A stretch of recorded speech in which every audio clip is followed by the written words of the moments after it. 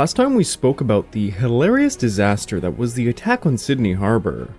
Both the Japanese and the Allied defenders made every possible mistake, leading to one of the most bizarre and chaotic events of the Pacific War. That story involved drunk commanders, falsified reports, midget submarines going wild within Sydney Harbor, and sadly, loss of life on both sides. But today, we're going to go back in time to speak about what seems to be my favorite subject. Yes, you guessed it. General Douglas MacArthur. Oh boy, you all knew it was coming at some point. A full episode dedicated to the megalomaniac. Our good friend Dougie made some very grave mistakes during World War II. And here in this episode, we're going to cover probably his most egregious one. That being the enormous blunder of the initial defense of the Philippines. This episode is Douglas MacArthur and the Philippines disaster.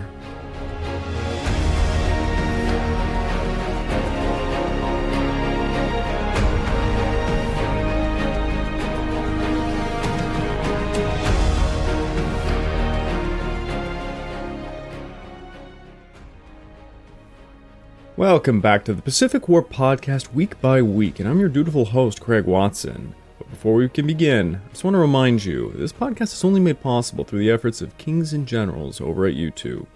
Perhaps you want to learn a bit more about World War II? Kings and Generals has an assortment of episodes on World War II and much, much more. So go give them a look over at YouTube.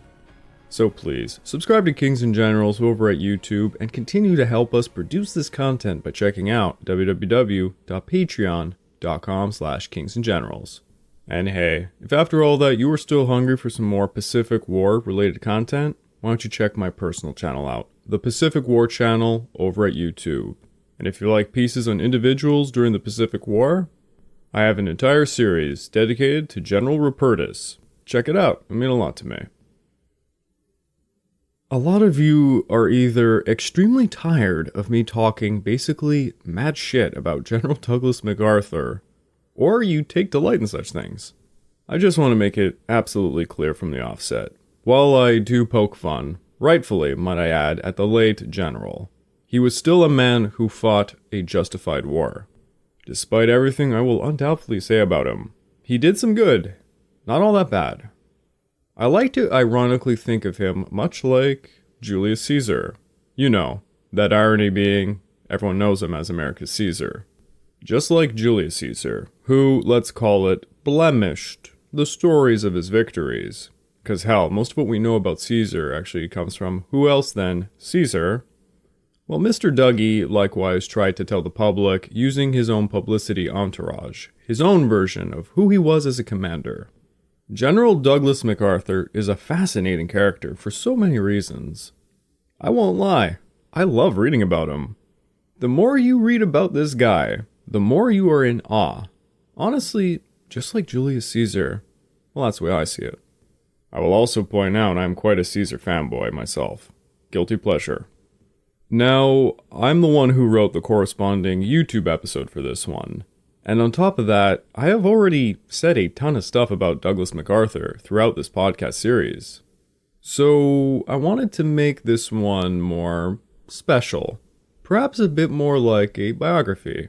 By stating that, I just want to let the audience know up front, if you have been following this series from day one and caught every single episode, the majority of what I'm saying in this episode has already been said at some point. Still, I made sure to really dig deeper and to try and find some more interesting information to really add to the story that is Douglas MacArthur. Also on that note, I'm going to have to acknowledge that there's a ton of information I'm using that is alleged information from scrupulous sources. But I wanted to add it just because it really adds to the drama. And I'll let you know what information that is when I say it. Stating all of that, buckle up. Here is Douglas MacArthur's disastrous defense of the Philippines. Douglas MacArthur was born January the 26th of 1880 at Little Rock Barracks in Little Rock, Arkansas, to Arthur MacArthur Jr. and his wife, Mary Pinckney Hardy MacArthur. God damn, back in the day, they were really original in naming the children, eh? Arthur Jr. was the son of Scottish-born jurist and politician, guess the name, yes, Arthur MacArthur, Sr. Now, Arthur Jr. was quite the war hero. He received a Medal of Honor fighting for the Union Army during the Battle of Missionary Ridge during the American Civil War. Arthur Jr., as part of the 24th Wisconsin Volunteer Infantry Regiment, saw action at Chickamauga, Chattanooga, Stones River, and during the Atlanta and Franklin campaigns. By the end of the Civil War, he was promoted lieutenant colonel. After the Civil War, Arthur Jr. fought in the American Indian Wars, the Spanish-American War of 1898, and the Philippine-American War of 1899 to 1902. He would be promoted to Major General, and when the Russo-Japanese War of 1904 to 1905 broke out, he demanded to take up a military observer position in Manchuria. After the Japanese won the war, Arthur Jr. was sent to Tokyo as a military attaché, and he would replace his aide-de-camp, Captain Paul West, with, lo and behold, his son, First Lieutenant Douglas MacArthur. Dougie would accompany his father to various Asian countries in November of 1905 before returning back home. So, honestly, from the very beginning, you kind of see this unique experience of the MacArthur family within Asia, more specifically with Japan. That makes the Pacific War seem like the plot of some kind of movie about Douglas MacArthur. If you want to hear something even crazier, the MacArthur family is distantly related to Commodore Matthew Perry, the man who opened up Japan. How can you not see some kind of Shakespearean play at work with all of this? It's insane. The man who will have the nation sign the treaty at the end of World War II is related to the guy who opened up Japan. Simply nuts. Now, Douglas MacArthur, as I said, was born in 1880, and he was the youngest of three, after Arthur III, born in 1876, and Malcolm, born in 1878. MacArthur's mom came from a prominent Norfolk, Virginia family, and two of her brothers fought for the Confederates during the Civil War, and that must have made for a hell of a family gathering. In fact, her brothers refused to attend her wedding, so I can assert that there was probably some bad blood there. The MacArthur family lived on a succession of army posts in the American Old West. Conditions could be pretty harsh, and unfortunately, Malcolm died of measles in 1883. As Douglas MacArthur recalled, his childhood in the American Old West was, as he wrote it, "I learned to ride and to shoot even before I could read or write, indeed, almost before I could walk and talk." Just to give you some more flavor, that excerpt, of course, comes from us by Douglas MacArthur's 1964 biography, Reminiscence of a General of the Army, Douglas MacArthur, written by Douglas MacArthur. Yeah, he's Julius Caesar, everyone. The MacArthurs stayed in the frontier until 1889 when they moved to Washington, D.C. There, MacArthur attended the Forest Public School as his dad took a post in San Antonio, Texas. In 1893, MacArthur attended the West Texas Military Academy, where he got the gold medal for scholarship and deportment, and the valedictorian with a final year average of 97.33. Lest it ever be said, Douglas MacArthur was not a smart cookie. Dougie's dad and granddad both attempted to get him a presidential appointment to the U.S. Military Academy at West Point, but both failed. After the two rejections, MacArthur was privately tutored until he passed the examination for an appointment, getting a 93.3 on his test. From this experience, he later would remark, "It was a lesson I never forgot. Preparedness is the key to success and victory." What an absolutely perfect quote to add to this episode about how MacArthur was caught completely unprepared in the Philippines. I'm making a chef kiss gesture right now with my lips. MacArthur entered West Point in June of 1899, with his mother moving there to a suite at Craney's Hotel. The hotel overlooked the academy grounds.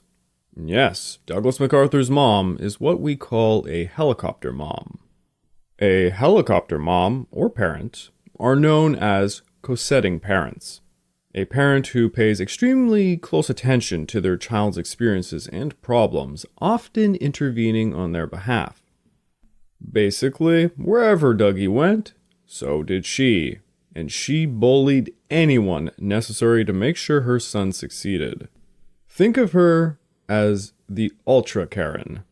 Wherever Dougie tried to enter, she would argue with the administration to make sure he got in.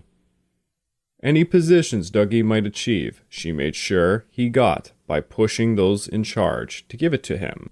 She managed to do most of this by using Douglas MacArthur's father and grandfather's name. He did come from an important line of people after all. But in all honesty, you have to imagine, if you said no to Douglas MacArthur, you could expect his mom to show up every single day at your office door to harass you. At West Point, Douglas MacArthur had some rather famous classmates, such as Ulysses Grant III. Both him and Dougie would be hazed by Southern cadets because they were sons of famous generals. By his second year, MacArthur became a corporal, and in his third, a sergeant. His final, first-rate captain. He earned 2,424.12 merits out of a possible 2,470. Which was the third highest score ever recorded. He graduated first in his class of 93 in June of 1903. One damn smart cookie to be sure. As I said previously, he spent time in Asia with his father as his aide-de-camp, and during that time, Enoch Crowder, aide to Arthur MacArthur Jr., remarked, "Arthur MacArthur was the most flamboyant, egotistical man I'd ever seen, until I met his son." MacArthur got the opportunity to inspect military facilities in Japan at Nagasaki, Kyoto, and Kobe. He went back home, taking a position in the engineer battalion until he was appointed as an aide to the White House functions at personal request of President Theodore Roosevelt. His first taste of adventure was during the occupation of Veracruz in 1914 when he had this really crazy time fighting some armed men. MacArthur shot some of them, and he was shot back at, but luckily not hit. Then MacArthur was appointed Chief of Staff to the 42nd Rainbow Division of Major General Charles Menaher. The division fought in France, in the Lunéville sector. MacArthur got to storm the trenches and assisted in capturing Germans, for which he was decorated with the Croix de Guerre by Major General Georges de Bazelière. He was also recommended a Silver Star by his commander, but would have to wait until 1932 to receive it. MacArthur led men during 3 raids in Sailly-du-Fay, receiving a Distinguished Service Cross. The 42nd Division was eventually brought to Châlons-en-Champagne to fight the German Champagne-Marne offensive. The Germans were repelled, and MacArthur earned a 4th Silver Star and a 2nd Croix de Guerre. General Giraud said of his performance, "He was one of the finest and bravest officers I have ever served with."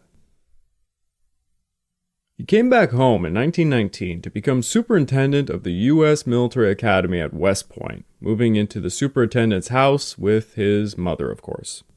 Eventually, MacArthur dated the multi-millionaire heiress Louise Cromwell Brooks, and they were married at her family villa in Palm Beach, Florida in 1922. Now, here's where things get quite juicy. Rumors began to circulate that General Pershing, who had once dated Louise, threatened to exile them both to the Philippines if they ever married. Later in life, General Pershing denied this allegation, stating it was, quote, "all damn poppycock." It turns out Louise was already engaged, not to Pershing, but to one of her close aides, and she had to break off this engagement in order to marry MacArthur. How much more Julius Caesar do you have to get, folks, than this kind of love affair story amongst the top military leaders of their day? In October of 1922, MacArthur, Louise, and her 2 children left for the Philippines. Here we get an interesting part of this entire story. MacArthur's father was very good friends with Manuel Quezon, the future president of the Philippines, and MacArthur would also become very close friends with the man. MacArthur would take command over the 23rd Infantry Brigade of the Philippine Division in the early 1920s, and he had to quell a minor mutiny that broke out amongst the Philippine Scouts. In 1925, at the age of 44, MacArthur was promoted to Major General, the Army's youngest in history to that point.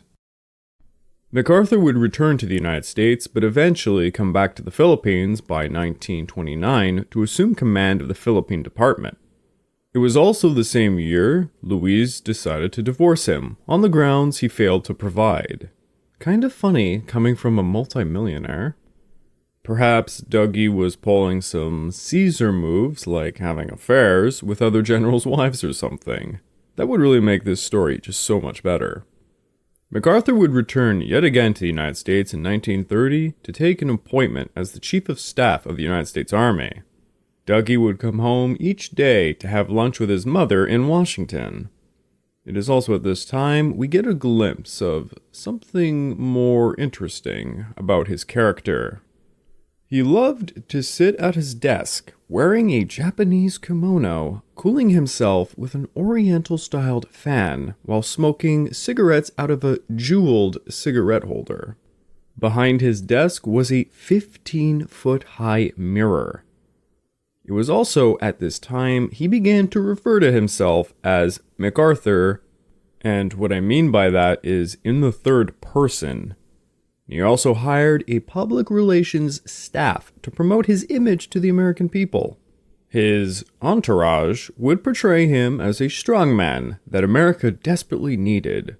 He was also a strong anti-communist, and as such would be necessary to thwart the Red Menace.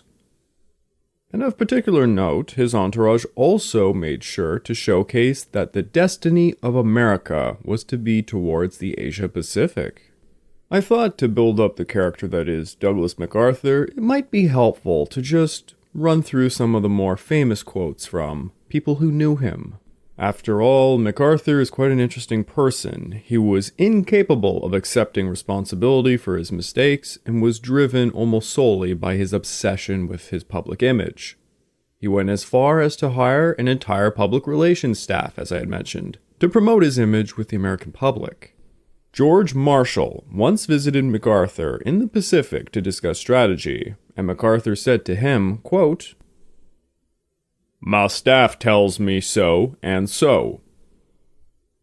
To which George Marshall replied, "You don't mean your staff, you mean your court." President Franklin Delano Roosevelt called MacArthur the most dangerous man in America. Dwight D. Eisenhower, who would later become United States President, said of MacArthur, "MacArthur had an obsession that a high commander must protect his image at all costs and must never admit his wrongs." Ike was also once asked if he had ever met MacArthur, to which he replied,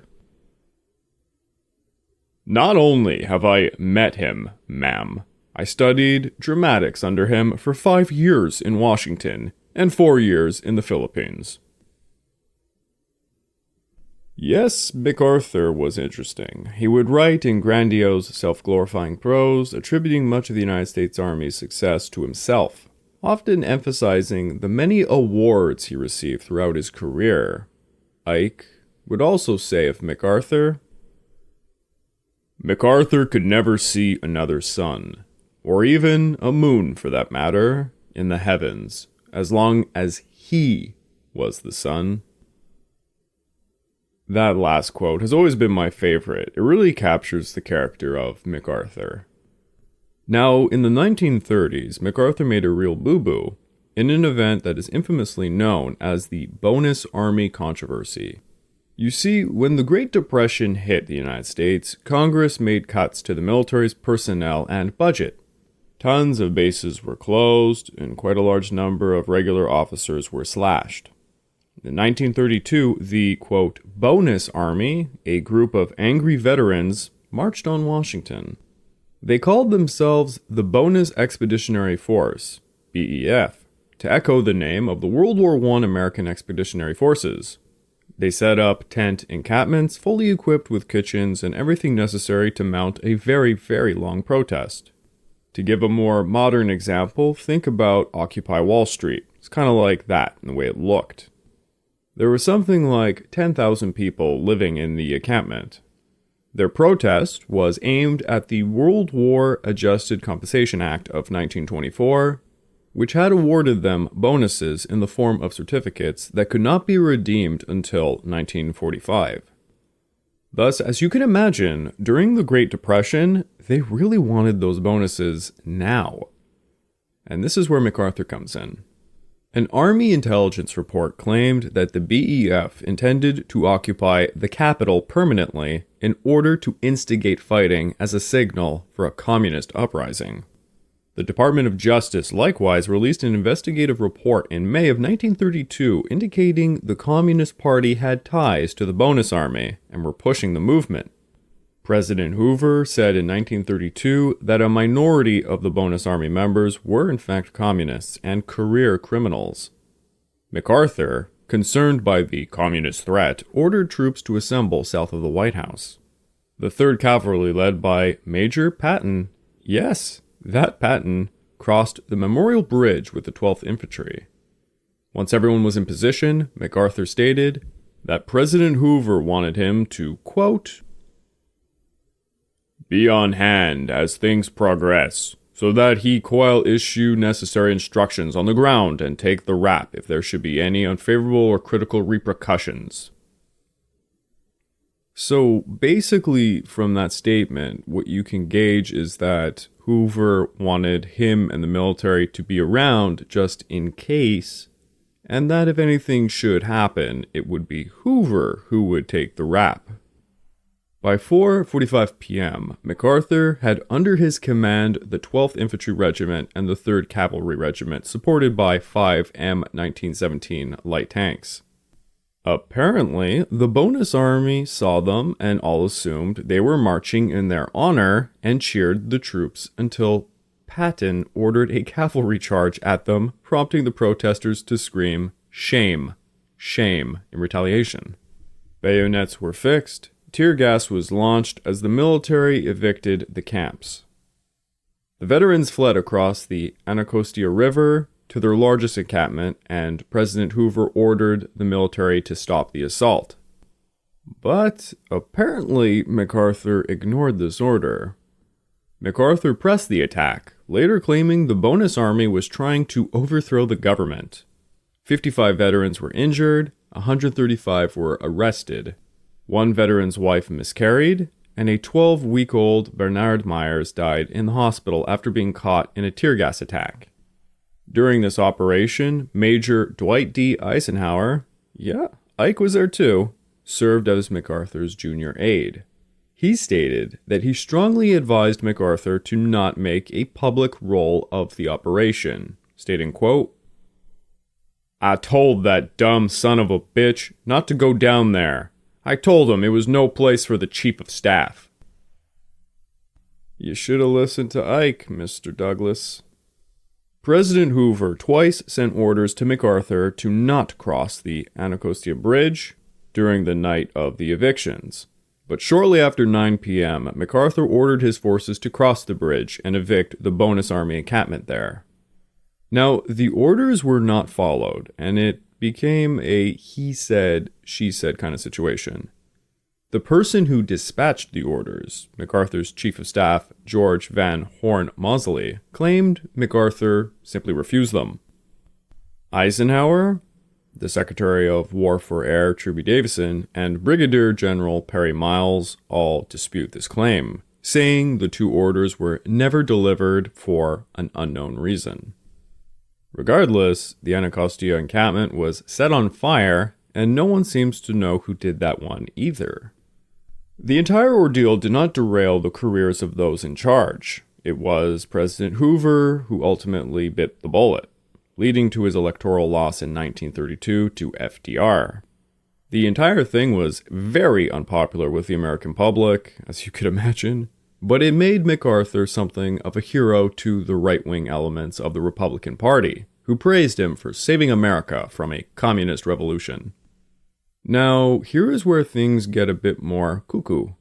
In 1934, MacArthur sued two journalists, Ree Pearson and Robert Allen, for defamation against his actions against the Bonus Army, which they had called unwarranted, unnecessary, insubordinate, harsh, and brutal. MacArthur sued for $750,000 compensation for the damage to his reputation. The journalists threatened MacArthur, saying they would call Isabel Rosario Cooper as a witness in court. Isabel was a Eurasian teenager MacArthur met in the Philippines, and it is reported she became his mistress. Well, it seems MacArthur quickly settled all of this out of court, secretly paying Pearson $15,000. Quite scandalous. Now, once FDR was in the White House, oh boy, things began to get real fun for MacArthur. In a famous exchange between MacArthur and FDR, MacArthur came to the White House to complain about FDR's administration's proposal to cut the Army's budget by 51%. MacArthur allegedly stormed into his office and began screaming, "When we lose the next war, and an American boy lying in the mud with an enemy bayonet through his belly and an enemy foot on his dying throat, and as he spits out his last curse, I want the name not to be MacArthur, but Roosevelt." In response to this, FDR yelled back, "You must not talk that way to the President of the United States." To this, MacArthur then submitted his resignation, but FDR refused it, so MacArthur staggered out of the White House and, get this, threw up all over the front steps of the White House. You can't make this up, people. So, it was probably for the best that MacArthur returned to the Philippines in 1935, when President Manuel Quezon asked him to supervise the creation of a new Philippine army. They had been personal friends ever since MacArthur's dad had been the Governor General of the Philippines over 35 years earlier. FDR approved of the assignment and agreed to give MacArthur the rank of Field Marshal with its salary and allowances on top of his Major General's salary as a military advisor to the Commonwealth Government of the Philippines. Wow, that is 2 entire salaries. Well, that certainly made him one of the highest paid military men in the world at the time. MacArthur sailed for the Philippines, taking, of course, his mother along. Unfortunately, his mother would die of illness in Manila shortly upon their arrival, on December the 3rd of 1935. Once in the Philippines, in short order, President Quezon officially conferred the title of Field Marshal onto MacArthur in a grand ceremony held at the Malacañang Palace on August of 24th of 1936. Eisenhower, who was still working as an aide to MacArthur, witnessed the ceremony and said of it, "It was rather fantastic, pompous, and rather ridiculous to be the field marshal of a virtually non-existent army." Eisenhower also would later learn the field marshal ceremony had not been Quezon's idea. "I was surprised to learn from him that he had not initiated the idea at all. Rather, Quezon said that MacArthur himself came up with the high-sounding title." Boy, oh boy, I just keep rolling these punches at the guy, don't I?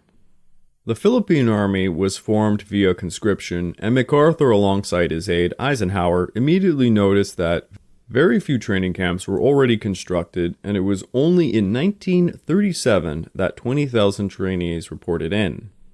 The equipment and weaponry were completely obsolete, hand-me-downs from Uncle Sam. The budget for the military was quite terrible, and MacArthur's request for better equipment fell on deaf ears. A lot of hope was put into the Philippine Army's Air Corps, but its first squadron only organized in 1939. Because of the Washington Naval Treaty of 1922, building fortifications or naval bases was banned in all the Pacific territories. The military bases of Clark and Corregidor would be banned from modernizing for about 13 years. To say MacArthur was given a terrible job is quite an understatement. By December of 1937, MacArthur married again, this time to Jean Faircloth, and he retired from the United States military.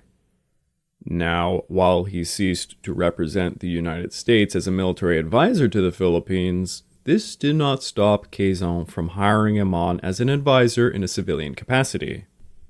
Eisenhower, however, moved on and was replaced by MacArthur's Chief of Staff, Lieutenant Colonel Richard K. Sutherland. Thank God for Eisenhower. Now here I just want to put a little tidbit of information that I found out quite recently, that MacArthur was a Freemason. While stationed in the Philippines, he was made a Mason at sight by the Grand Master of the Philippines, and eventually would be raised to the sublime degree of Master Mason on January 14th of 1936, and then the 32nd degree of the Ancient, and accepted Scottish Rite by March of 28th of the same year. Apparently, despite his enormous job modernizing the Philippine Army, he took quite a lot of time to maintain an active Masonic career. The only reason I brought this one up is because my father was, or God knows still is, a Freemason. To this day, I really can't get him to spill the beans on any of the elusive secrets of that society. Just thought it kind of interesting that another famous guy was a Freemason. Retirement would not be the end of Douglas MacArthur. As of July the 26th of 1941, FDR federalized the Philippine Army and recalled MacArthur to active duty in the United States Army as a Major General. MacArthur was appointed Commander of the United States Army Forces in the Far East, and promoted immediately to Lieutenant General. The appointment was a no-brainer, obviously based upon MacArthur's extensive and lengthy military services in the Philippines. Now, by July of 1941, the situation of the Philippines was better than that of 1936, but by no means optimal, to say the least. On July the 31st of 1941, the Philippine Department had 22,532 troops, of which half were Filipino. The main component consisted of the Philippine Division, a 10,500-man-strong formation that consisted of mostly the Philippine Scouts under the command of Major General Jonathan M. Wainwright. Now, I know I have spoken to death about this point, but I feel it's very important to the overall story to re-examine the war plans in full. The defense of the Philippines was bound to some war plans formed way back when, literally around the Russo-Japanese wartime. War Plan Orange was part of a series of American military war plans for dealing with hypothetical wars. There were a ton of these. Some are actually quite hilarious, like the war plan designated Crimson, which was a plan to invade Canada. Just you try it, America. We remember 1812. There was War Plan Green, formed in the 1910s in case Mexico got too uppity. Remember Pancho Villa and the expedition to hunt him? It's basically like that.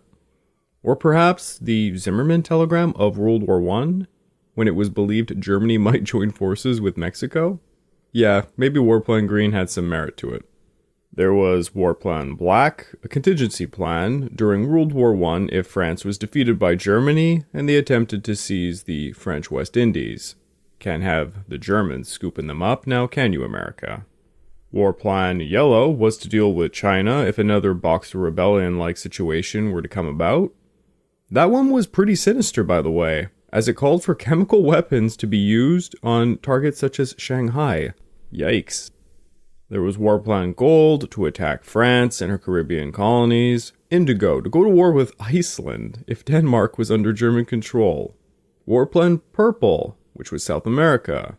War Plan White, which was to deal with a domestic uprising. Guess who used that war plan to attack the bonus army? Yeah, MacArthur.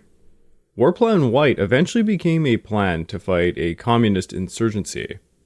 And as I've already mentioned, there was War Plan Crimson to invade Canada, which was part of a larger war plan, Red, a war against the British Empire, if they wanted to finish up that old Revolutionary War and take back the ungrateful colonists. Just making some jokes here, Americans, no worries. Anyways, War Plan Orange was the plan to deal with a possible war with Japan, and it was probably one of the most hashed out war plans of them all. It began informally in 1906 following the Russo-Japanese War and would go through countless revisions all the way up to the attack on Pearl Harbor. Around just after the Russo-Japanese War had concluded, War Plan Orange was started by Theodore Roosevelt in case of a war with Japan. It would have 3 phases. Phase 1. The United States expected the loss of its lightly defended outposts south and west of Japan, such as the Philippines, Guam, and Wake. The United States knew it could not hope to defend these outposts successfully. Thus, the war plan envisioned the concentration of the United States Navy at their home ports so these forces could be deployed to the Pacific on short notice. Phase number 2 would see the United States utilize its superior naval and air power to advance against Japanese-occupied islands to establish supply routes and bases. Due to the United States' production power, the United States anticipated that the Philippines could be retaken from the Japanese in approximately 2 to 3 years. Phase number 3 would be for the United States to utilize the islands it acquired to launch attacks on the Japanese home islands while simultaneously choking its trade with a naval blockade. So, as you can see, right from the turn of the century, America pretty much had the plan that would unfold during the Pacific War. Now, like I said, War Plan Orange was revised countless times over the years to meet new challenges as they unfolded. So after World War I, the United States disarmed itself quite a bit, while Japan had strengthened their position by taking the Marianas, the Carolines, and the Marshall Islands from Germany. In order to weaken Japan, the United States and Britain pushed the Washington Naval Treaty of 1922, which would be followed up later by the London Naval Treaty.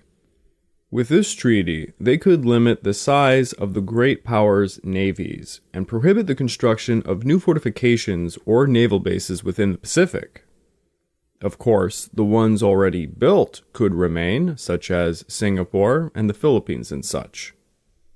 To also weaken Japan, the United States harassed Britain enough to break the Anglo-Japanese Alliance Treaty. By the 1930s, the American military planners knew that the Philippines would be lost early on in a war against Japan. Thus, War Plan Orange became more and more built around the concept of establishing a defense of the Philippines that would eventually lose, but would later be liberated by the United States Pacific Navy performing an island-hopping campaign. So when we come to 1941, War Plan Orange undergoes its latest revision in April, now named War Plan Orange 3. The plan assumed the Japanese would attack without a declaration of war and with less than 48 hours warning, so it would be impossible for the United States to provide reinforcements to places like the Philippines. Thus, the Philippines' defense would be conducted entirely by the military and naval forces already positioned there. Based on an analysis of the Japanese capabilities, they believed the enemy would send an expeditionary force of around 100,000 men to capture Manila, its harbor, and occupy the islands. The garrison of the Philippines could expect little to no warning at all. The attack would most likely come during the dry season, shortly after the rice crops were harvested in December or January. The main attack would be against Luzon, and they could expect strong ground forces with heavy air and naval support. They would probably land in many places simultaneously in order to spread thin the defenders' forces, and assure at least one landing was successful. Many landings could be feints. So, under War Plan Orange 3, the mission of the Philippine garrison was to hold on to the entrance to Manila Bay and deny its use to the Japanese. There was no intention that American troops should fight anywhere but in central Luzon, because the entire purpose was to make a last stand in Bataan. U.S. forces, constituting an initial protective force, had the main task of preventing enemy landings on Luzon. Failing in doing so, they were to defeat those forces which succeeded in landing. If, despite these attempts, the enemy was successful, the initial protective force was to engage in delaying actions, but not at the expense of the primary mission, the defense of Manila Bay. Every attempt was to be made to hold back the Japanese advance while withdrawing to the Bataan Peninsula. Another key component of this strategy was to make sure the delaying actions gave enough time to move the war materials required to hold Bataan for as long as possible. Bataan was recognized as the key to control Manila Bay, and was to be defended to the very last extremity. Estimations ranged quite a bit for how long this defense could possibly hold out, but many thought around 6 months, upon which the United States Pacific Fleet may have fought a decisive naval battle and won, and could perhaps reinforce the Philippines. No one in the high military believed that was actually possible, however. It was estimated that it would take the United States Pacific Fleet probably 2 years to fight its way across the Pacific. Thus, the entire plan assumed, basically, the Philippines would fall in around 6 months. Now, War Plan Orange 3 would be superseded by a larger war plan called Rainbow Plan 5. The only real change was that Rainbow Plan 5 needed to adhere to the fact the United States was most likely not going to be only at war with Japan, but would likely be at war with Germany as well. Thus, there was a two-front war. The Rainbow Plans were formed when the United States realized it was facing a possibility of war on multiple fronts against a possible coalition of enemies. Of these war plans was Rainbow Plan 5, which assumed the United States would have Britain and France as an ally, and would be facing an enemy such as the Axis as we know it. One major component that came about with this was during December of 1941, when Sir Winston Churchill and President Roosevelt met at the Arcadia Conference and made a very, very large decision. If war came, the United States would adhere to the Europe First strategy. This meant that the United States would devote most of its resources to the defeat of Germany before allocating them to the threat of Japan. Keep this one in mind, as Douglas MacArthur was very, very unhappy with this decision. Actually, a lot of people in the military were. Now, speaking about Douglas MacArthur, someone who rejected War Plan Orange since 1935, as you might have guessed, was, well, Douglas MacArthur. It was way, way too defeatist for him. So as soon as he was brought out of retirement, he began a campaign to persuade Washington to revise War Plan Orange 3 and Rainbow Plan 5. He believed the Philippines could be defended in its entirety, and that it was not right to sacrifice it. He began gaslighting Washington up with claims that if they gave him more American troops and a sizable force of B-17 flying fortresses, these are heavy bombers, he could combine this with what he claimed to be 10 fully trained and fully equipped Philippine Army divisions, spanning across not just central Luzon, but all of the 8 major islands of the archipelago to defend it. What he neglected to tell Washington was that, of course, this was all strictly on paper. The reality of 1941 was that the Philippine Army lacked training, equipment, and numbers. Regardless, MacArthur's bravado inspired some enthusiasm from Washington, who did make amendments to Rainbow Plan 5 on November 19th of 1941. The amendment was to allow MacArthur to use a sizable force of B-17s with explicit orders that if war broke out with Japan, they would attack any Japanese forces and installations within striking range. The number one target was to be Formosa, which held a very large airbase and was well within striking range of the Philippines. MacArthur was instructed he could make a limited defense of the Philippine Islands, but not at the cost of War Plan Orange 3. Washington gave MacArthur a large increase in American troops, tanks, artillery, and quite the sizable air force. Now MacArthur had 31,000 American troops and 110,000 undertrained and ill-equipped Philippine army troops. The Philippine divisions had thousands of troops, but they lacked modern weapons, adequate training, and valuable experience, something MacArthur set out to correct from the get-go. But the task of doing so was going to take quite a few months. Time he simply would not receive.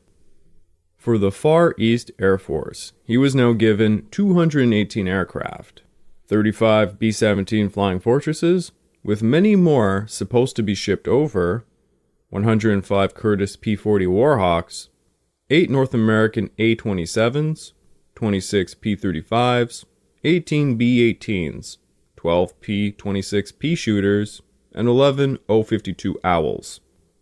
A lot of this was basically America getting rid of a lot of old aircrafts that were just obsolete.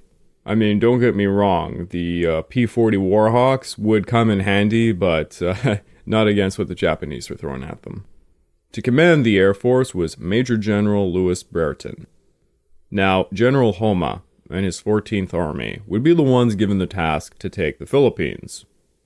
He was backed up by the 5th Army Air Force, led by Lieutenant General Obata Hideyoshi, with an armada of 183 short-range aircraft. To make up for the enormous amount of aerial superiority, MacArthur envisioned the United States Navy making the difference. For the Navy, there was a rather old Asiatic fleet commanded by Admiral Thomas Hart. He had the cruiser USS Houston as his flagship, 2 light cruisers, the USS Marblehead and Boise, some World War I era destroyers, and a rather large squadron of 29 submarines. Now, Admiral Hart was not responsible for the defense of the Philippines solely. He also had to defend Guam, while Wake Island was under the jurisdiction of Admiral Husband Kimmel. And I just want to point out here that Warplan Orange 3 and Rainbow Plan 5 designated the task of Admiral Hart that if war with Japan had begun, the surface fleet at his command was to retreat from the Philippines and rendezvous with Allied forces further south or closer to the United States. Basically, the only naval force that could be around the Philippines would be submarines. In the mind of Douglas MacArthur, the B-17s and Hart's submarines were going to destroy any Japanese transports trying to land in the Philippines. But I think, as we all know from viewing this series, especially with the Battle of Midway, high-altitude bombers can't hit an enemy warship to save their life. On top of that, the submarine force would prove to be absolutely useless for a few reasons. Reason number 1. The submarine commanders were all conditioned by pre-war doctrine that held fleet submarines to be scouting vessels and extremely vulnerable to air and anti-submarine attacks. Basically, to sum up this sentence, the Americans believed that their submarines were a lot more vulnerable than they were to basically just about any types of attacks, which is rather hilarious when you take into consideration what's going on in the Atlantic for a few years at this point. Pretty sure the wolf packs were notoriously not getting knocked out of the water. Reason number 2 was their Mark 14 torpedoes being faulty. Not a single Japanese warship would be sunk by the Asiatic fleet during the Philippine campaign. I do not know how many times it's been said in this series, but the early Pacific War torpedoes that the Americans were using was a crippling problem. Look at simply the Battle of Midway. Just about all the torpedo bombers that were sent after the IJN had faulty torpedoes. Even if they landed a perfect hit, most of those torpedoes would not blow up. It's a very sad reality the Americans had to face halfway through the war. But when they did fix it, my God, did it made a hell of a difference. Now, MacArthur regarded Warplan Orange 3 as defeatist and too defensive, and he preferred a more aggressive plan to defeat any enemy that attempted the conquest of the Philippines. From the date he was recalled on July the 26th, 1941, MacArthur began trying to replace Warplan Orange 3 with his own more aggressive plan, which we will just call the MacArthur Plan. During October of 1941, MacArthur persuaded Washington some of his concepts for the MacArthur Plan. He kept gaslighting them, proclaiming he would soon have 200,000 armed troops organized into 11 divisions, and that the B-17s sent to him had changed the entire situation in the Pacific. I mean, to be perfectly honest from my viewpoint, the B-17s did change the situation in the Pacific, as knocking out Formosa would have definitely hindered the Japanese. It wasn't going to save the Philippines, but it was probably going to shave off, a few more months' time. The MacArthur Plan, as I stated, wanted to rely upon the B-17s and Hart's submarines to hit the IJN transports inbound for Luzon. MacArthur believed the Japanese would not attack until the hot season was over, and therefore predicted an attack no earlier than April of 1942. This had a lot to do with the time of crops being grown and such. So MacArthur believed he had until April of 1942 to obtain everything he was gaslighting Washington about. However, as we all know, the war would come a-knockin' in December of 1941. Now here is where I want to get into the nitty-gritty stuff. Let's start out with how MacArthur would prepare his defenses. The Americans broke many of the Japanese codes and were intercepting a ton of signal traffic. On November the 27th, a lot of the signal traffic suggested war might be imminent. Thus, the United States Army Chief of Staff, General George C. Marshall, sent a message to all commands, including the Philippines, stating, quote, "Japanese future action unpredictable, but hostile action possible at any moment. If hostilities cannot be avoided, the United States desires that Japan commit the first overt act.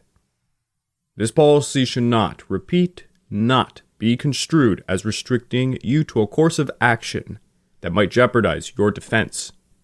Should hostilities occur, you will carry out the tasks assigned in Rainbow 5, so far as they pertain to Japan."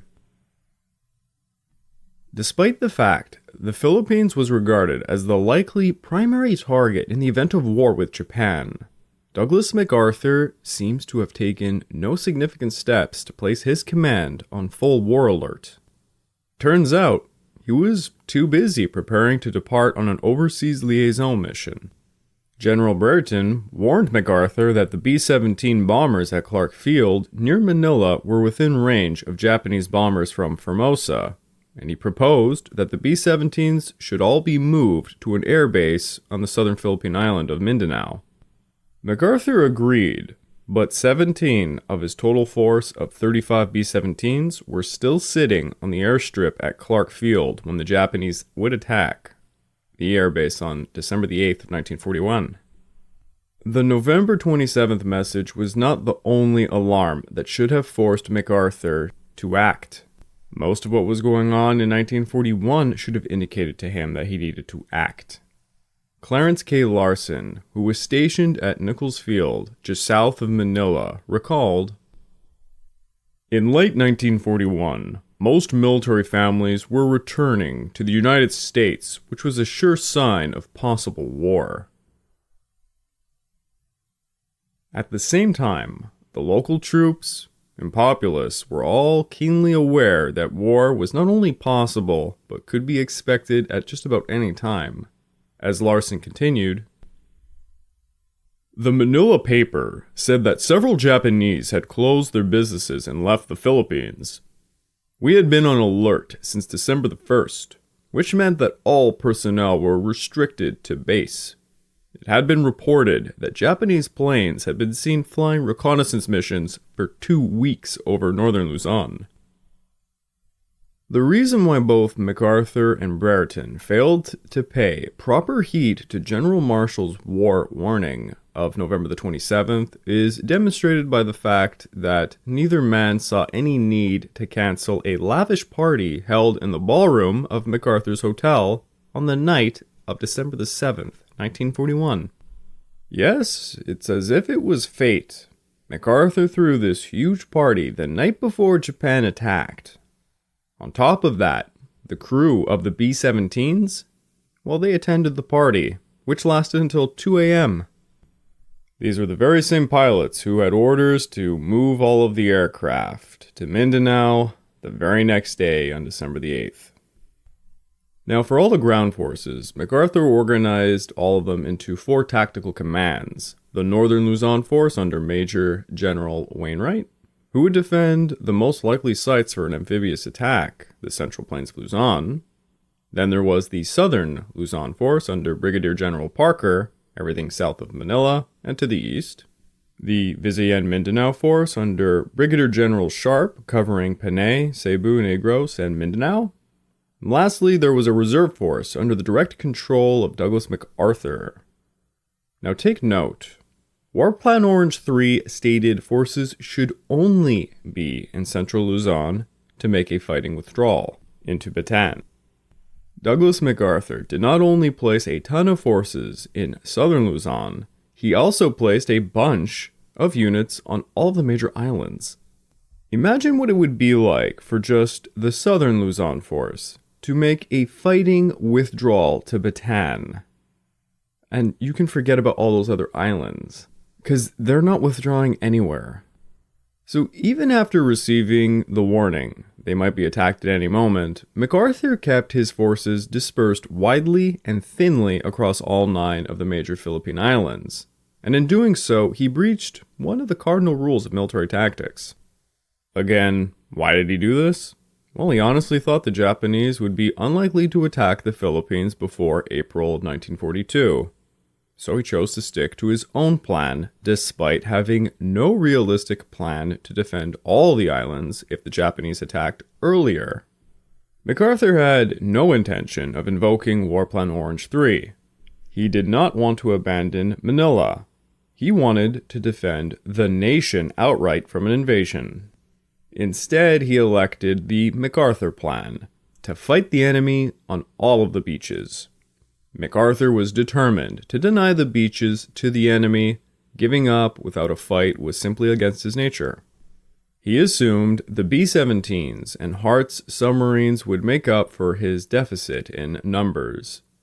As author John Costello of The Pacific War, 1941 to 1945, states, General MacArthur was so carried away by the prospect of all the bombers, tanks, and guns that General Marshall had promised to send and was in the process of sending, that on October the 1st he reported confidently he could soon have 200,000 armed men ready for combat.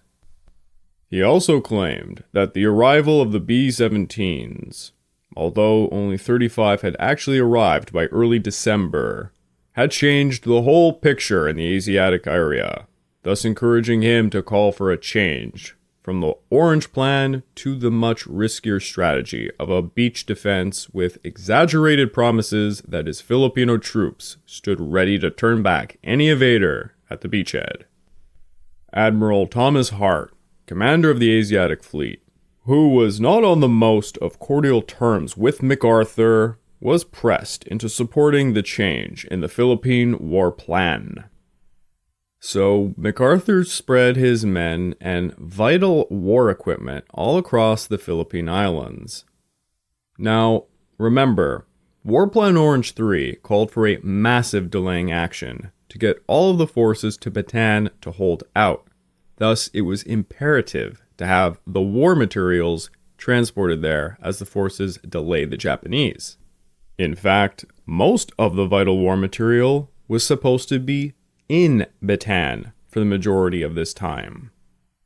The major issue with what Douglas MacArthur had done was that with so many forces all over the place with the war materials, what should have taken a few days to move all of that war equipment to Bataan would now take weeks if they were lucky. And imagine how difficult this would be under heavy IGA advances. One other fallacy MacArthur had was the belief that Admiral Hart's fleet, combined with his B-17s, would be capable of destroying any inbound IGN warship and or transport.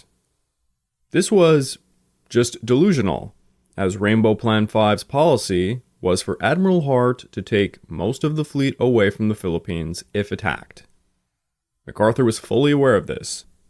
And even if Admiral Hart kept it around, it was an incredible overestimation of his fleet's capabilities to thwart the colossal IJN forces that would be inbound for the Philippines.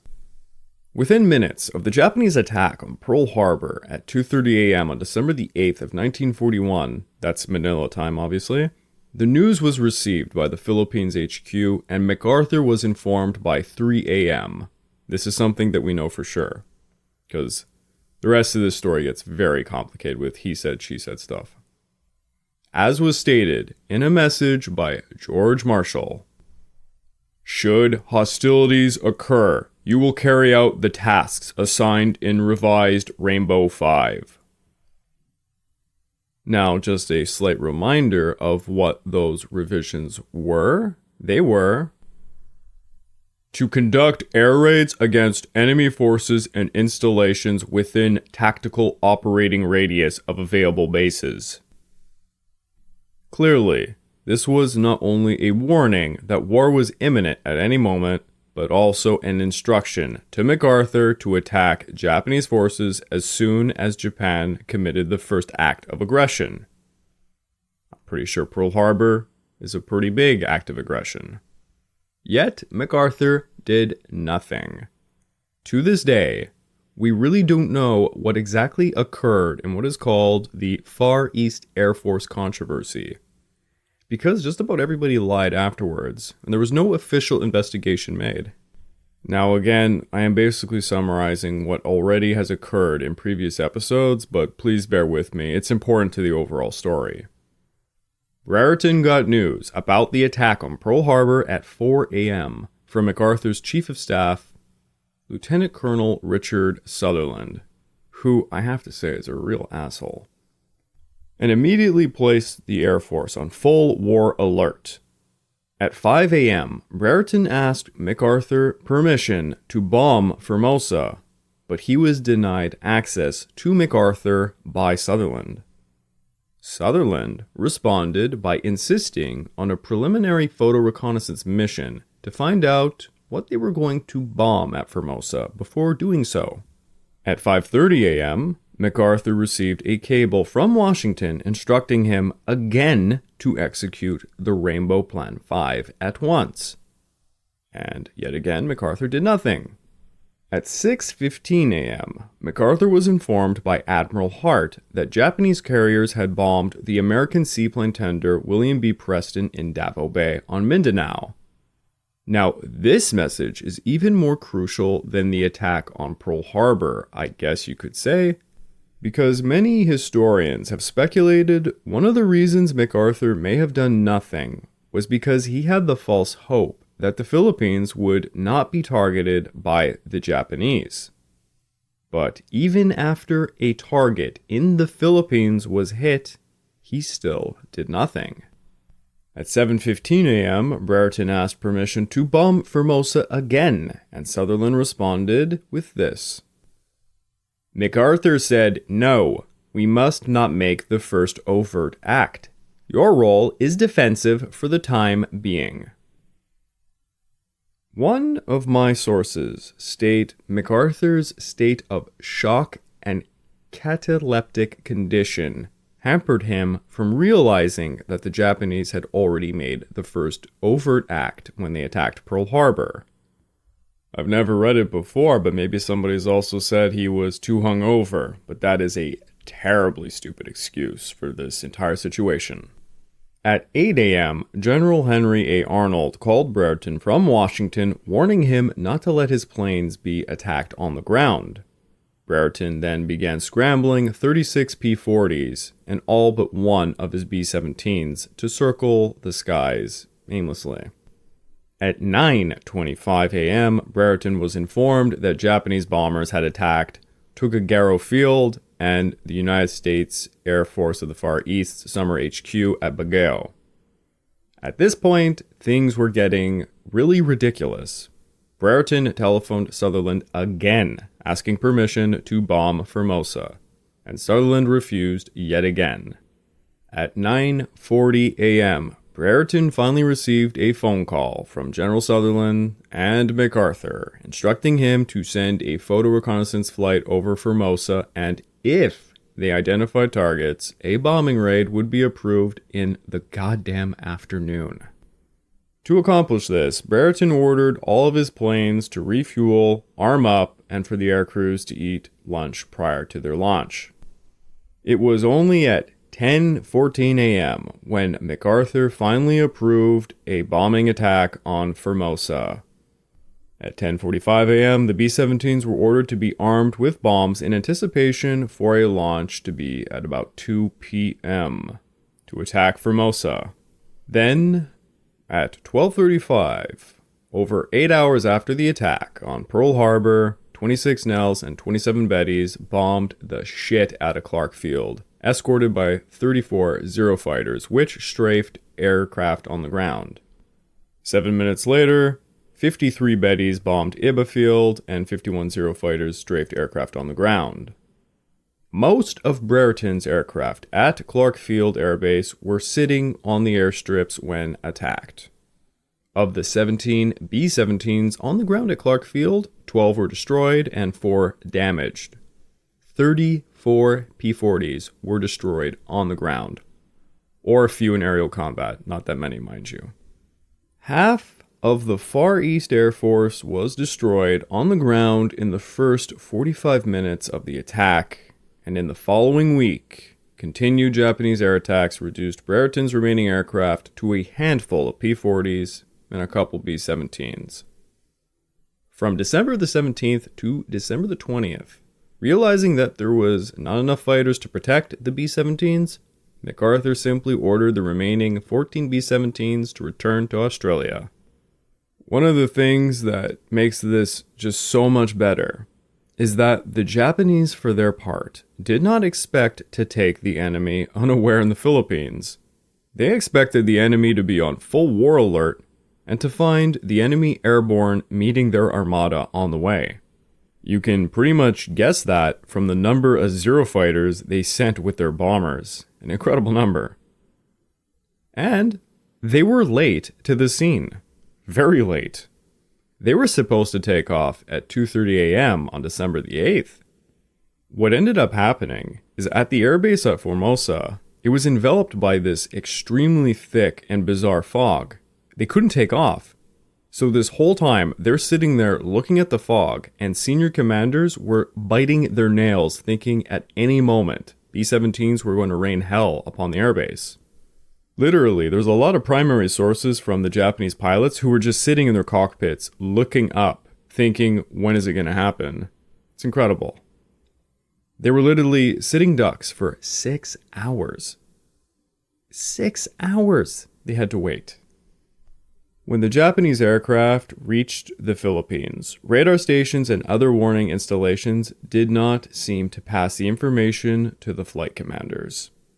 At Clark Field, they were literally caught by complete surprise.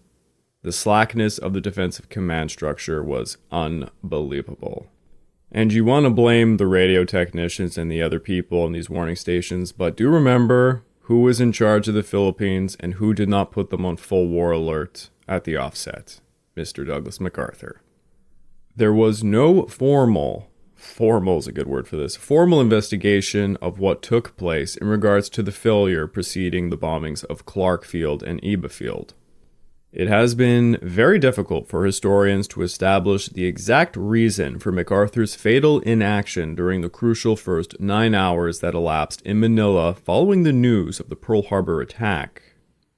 When informal questions arose after the war, the chief actors in the Philippines disaster appeared to be more concerned with protecting their own reputations and shifted the blame onto each other. MacArthur's failure to respond to the emergency certainly could have been influenced by Philippine politics. The president of the Philippines, Manuel Quezon, who was a personal friend to MacArthur for years, might have played a large role. The Philippines was already, without its consent mind you, part of the greater East Asia co-prosperity sphere. And Quezon might have naively believed that his nation was not a military or economic target for the Japanese, which is ludicrous. And why would this be the case, you might be asking? Well, Quezon had visited Tokyo in 1938, where Japanese officials told him that Japan had no aggressive intentions towards the Philippines and only wanted trade. And that has been a reason written in books, and I find that incredible, just simply incredible. It's kind of like those old war reels where it shows Hitler saying, "We want no Czechs." Sure, Mr. Hitler. Now, also remember, the Philippines were approaching independent status at this point in history, and Quezon probably naively believed that Japan might not invade them. As stated by Douglas MacArthur in 1962 to historians Paul S. Burtness and Warren U. Ober, it was hoped that the Japanese would not attempt an invasion of the Philippines in view of its approaching independent status. Quezon was the leader of his nation, and he simply sought to avoid thousands of Filipino deaths and untold destruction. Quezon knew that if the United States sent a bombing mission against Formosa, the chances of Japan simply leaving the Philippines alone was all but lost. But you might be asking, why would MacArthur defer to Quezon? MacArthur commanded the United States forces, yes, but he did not necessarily command the 130,000 Filipino forces. His control over them relied on Quezon's unequivocal support. MacArthur's biographer, William Manchester, described MacArthur's mental condition at the time of the disaster as, quote, catatonic. Those who witnessed the event had described MacArthur to be gray, ill, and exhausted. It's quite interesting when you look at the big picture. When Pearl Harbor was taken by surprise, the commanders there were relieved. You know, Husband Kimmel and the others. Yet, when MacArthur was arguably performing a much more disgraceful neglect of duty, he retained his. Brereton was quickly posted to duty elsewhere.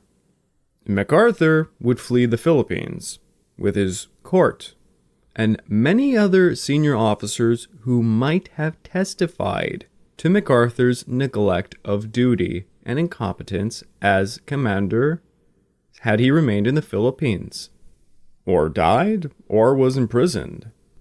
All I'm saying is it's awfully convenient that MacArthur kept a lot of these people who could have said something close to him during the war. Not to mention, a lot of the people closest to him would receive financial rewards. And I'm talking in this way because some of this information, I'll admit, is alleged. So take it with a grain of salt, and I'll talk about it later. When the truth finally came out, somewhat after World War II was done, MacArthur had firmly already established himself as the hero of the Pacific War in the view of the public. So nothing was brought to account for his blunder for the initial defense of the Philippines. MacArthur was criticized after World War II for the blunder. It was suggested that he had failed to obey orders imposed on him by the amended Rainbow War Plan 5 and the 5:30 a.m. cable from Washington on December the 8th of 1941. In his defense, MacArthur stated, "The United States desired that Japan commit the first overt act," which was written in General Marshall's War Warning of November the 27th, 1941, and that, quote, "My orders were explicit not to initiate hostilities against the Japanese." And this defense is horseshit, because the Japanese had also attacked targets within the Philippines, such as the William B. Preston, as I had mentioned. So what did MacArthur do? Well, he blamed the others around him. Of course he did. He blamed Major General Brereton for the loss of half of the Air Force in the Far East, and he blamed Admiral Hart for failing to do anything. Now, Brereton cannot escape criticism either. Even after MacArthur's fatal inaction during the crucial 9 hours that elapsed after the news of Pearl Harbor, Brereton should have responded to the danger created by MacArthur's inaction by taking sensible precautions to avoid all of his aircraft being caught on the ground by the Japanese. Orders should have been given to maintain combat fighter patrols over the main air bases while other fighters were being refueled, dispersing some of his fighters to secondary airfields and withdrawing all of the B-17s to Mindanao while MacArthur was paralyzed by indecision. But that didn't happen. Now, while the blunder of losing the entire Far East Air Force was bad and pretty much inexcusable, MacArthur followed it up with some more even disastrous decisions. After the Japanese had taken out the airfields, Lieutenant General Homa began landing in the north coast of Luzon. At the same time, the aerial bombing had knocked out the low-frequency radio towers, which meant the submarines could not contact another, so they had to surface at night to do so with shortwave radio. Now, by this point, MacArthur should have implemented War Plan Orange 3, the plan to withdraw all the troops and war materials into Bataan, while performing delaying actions. But of course he did not. Instead, he went forward with the MacArthur Plan, without almost any air forces, relying solely on Hart's submarines, who were already crippled by the radio towers being down. And MacArthur knew this. And in the meantime, Admiral Thomas C. Hart withdrew most of his surface fleet from the Philippine waters, leaving only submarines in accordance with Rainbow Plan 5, which MacArthur again fully knew was the plan. The submarines would prove to be absolutely useless at thwarting Japanese transports, much to the dismay of MacArthur, who famously asked Admiral Hart, "What in the world is the matter with your submarines?" As I said before, the commanders had very old ideas about the vulnerabilities of submarines. They had crippled radios, and they were using the Mark 14 torpedoes, a grossly malfunctioning weapon. They were thus unable to sink a single Japanese warship during the invasion. So, without any real air forces, and with the complete failure of the submarines, you would assume, well, the jig is up. It's time to implement War Plan Orange 3. But no. What he did was he took his best crack troops, the Philippine Scouts, the 4th Marines, and the 31st Infantry, the very best troops, equipped, mind you, with good equipment, to meet the enemy at the beaches. And instead he held them in reserve, passively, in the south. Instead, to meet the enemy head-on, he sent ill-trained Filipino units to the beaches.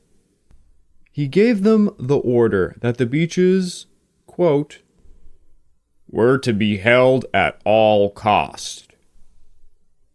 In effect, he kept 1/3 of his combat-trained regiments out of harm's way. The 4th Marine Regiment merged as the 3rd Battalion, and after several arguments between Admiral Hart and General Sutherland against such a move, was sent to the island of Corregidor as a Praetorian Guard. So, in the end, the guy goes with his own damn strategy to fight the enemy at the beaches, and then he proceeds to sandbag that entire thing by sending people who aren't able to hold the beaches, while withholding all the people that could possibly do the job. Colonel Howard was sent by MacArthur to General Sutherland for orders where he said, quote, asked that his regiment be allowed to guard the western beaches on Bataan, to which Sutherland replied that he wanted the 4th Marines to take over the beach defenses of Corregidor as soon as possible. According to MacArthur, the Marines had no tactical training and were not suitable for use as tactical combat units. I may have not mentioned this already, but MacArthur really hated the goddamn Navy. So a ton of these crack troops would be stuck on Corregidor for the entire campaign, doing almost nothing until Corregidor was invaded. As you would assume, the IGA, of course, trampled over the defenders at the beaches like Mike Tyson fighting an infant. By December the 21st, they had made major landings at the Lingayen Gulf and stormed 10 miles into the interior by the nightfall of December the 23rd.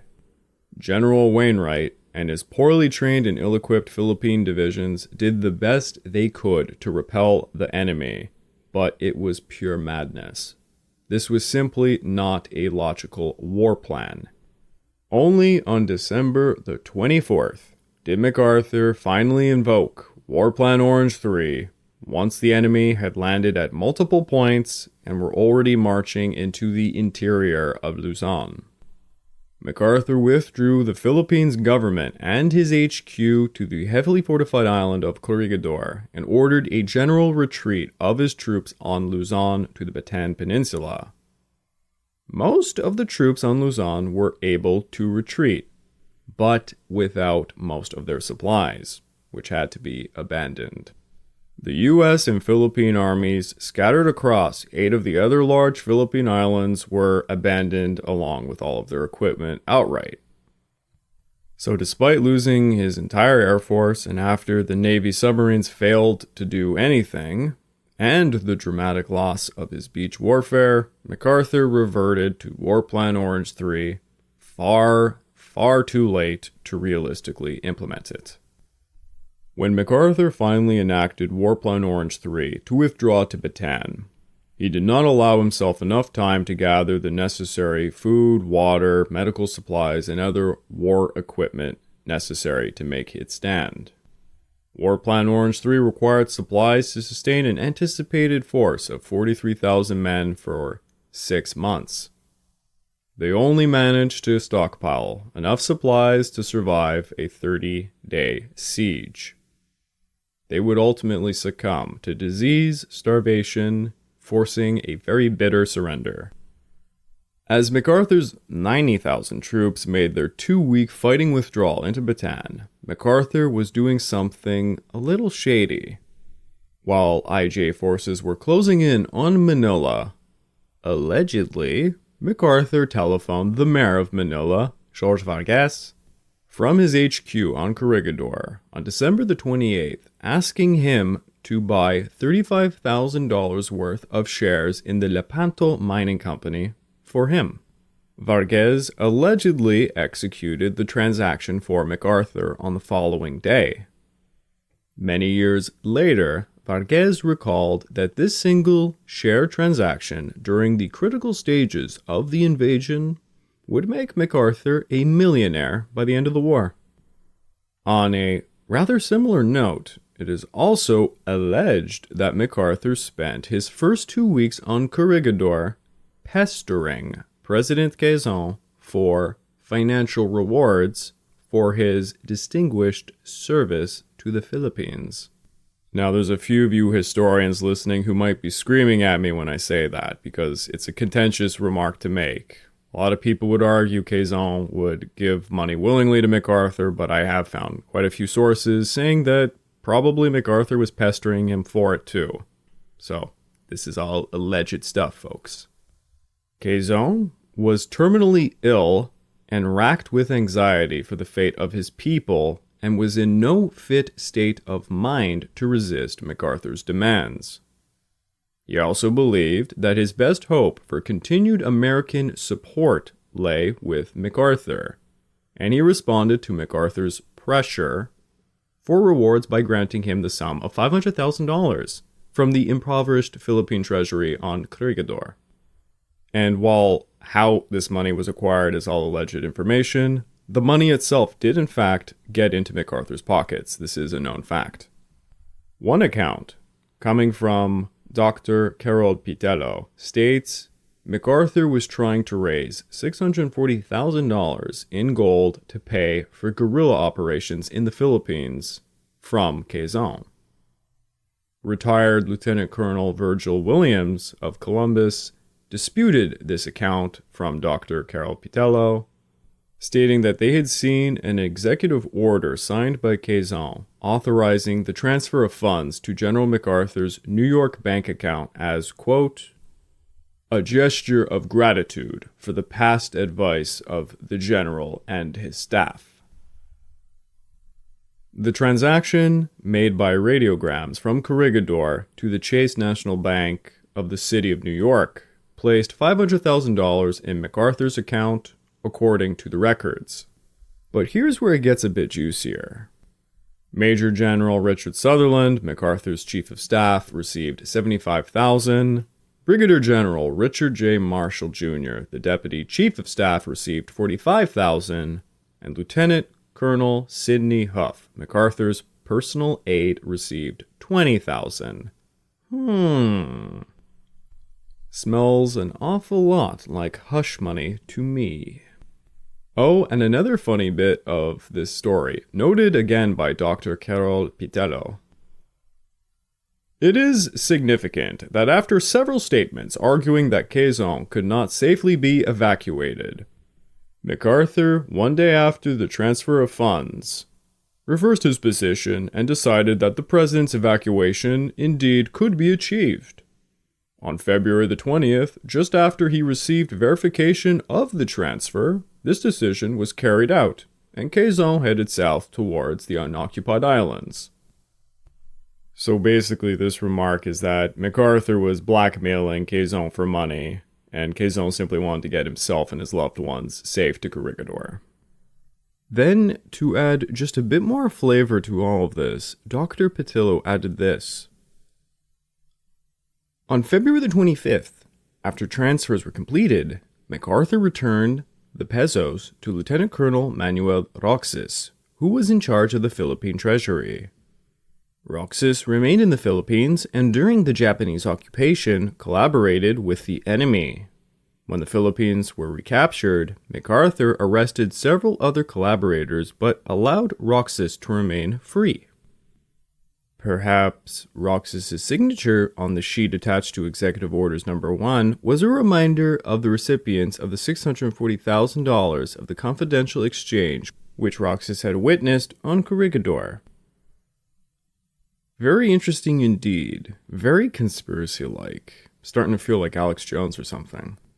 Now, despite these gifts of large sums of money from the Philippines Treasury to the serving officers of the United States Army being grossly improper, FDR and the Secretary of War Stimson elected to turn a blind eye to it all, because they were very aware of these payments.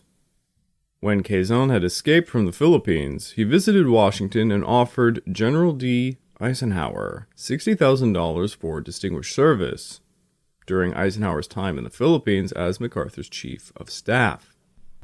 Eisenhower, however, politely declined the improper gift. Now, the War Plan Orange 3 debacle was much worse than could be imagined. Alongside 80,000 troops who made it into Bataan, were accompanied by approximately 26,000 civilians. War Plan Orange 3 anticipated supplies being needed for just 43,000 men, for over 6 months. On the 24th of January 1942, MacArthur responded to the outflanking of his first defensive line by ordering his troops to withdraw to a second line closer to the island of Corregidor, called the Bagacorian Line.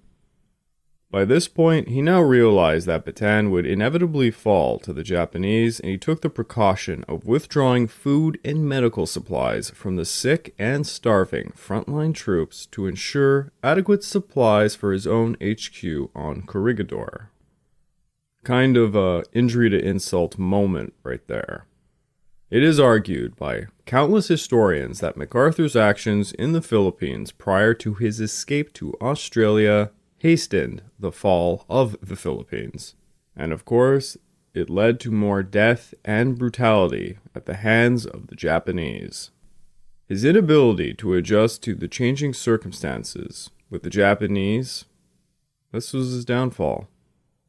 And with this, the debate over MacArthur's role in the Philippines is one that still continues to this very day. Some have argued that the emphasis on the operations in the Southwest Pacific, in a large part due to the forceful presence of General Douglas MacArthur, was a waste of resources.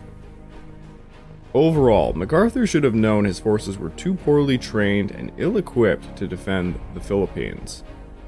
He failed to use his air forces as pertaining to his own MacArthur war plan.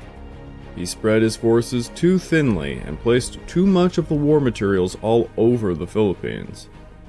He invoked War Plan Orange 3 far too late, and as a result, the Bataan War was crippled immensely. The troops would suffer unbelievably at the hands of starvation, disease, and the Japanese.